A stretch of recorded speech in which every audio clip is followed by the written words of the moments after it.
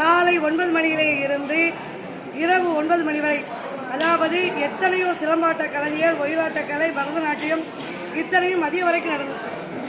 அழிந்து வரும் கலையை மீட்டு கொண்டு வருவதற்காக மட்டும்தான் இந்த வில்லிசை கலை விழாவை நாங்கள் ஆண்டுதோறும் இதை ஒரு திருவிழாவாக நடத்தி கொண்டிருக்கின்றோம். அதாவது எல்லாருக்கும் தீபாவளி, பொங்கல் வரும், ஆனால் எங்களுக்கெல்லாம், இந்த சகோதரிகளுக்கெல்லாம் இந்த வில்லிசை மட்டும்தான் ஒரு தீபாவளி. ஏன்னா எங்கள் கலைகளை நாங்கள் தான் வளர்க்கணும்னு நினைக்கிறோம். இதை கண்டிப்பாக அரசும் ஏறிட்டு பார்க்க வேண்டும்.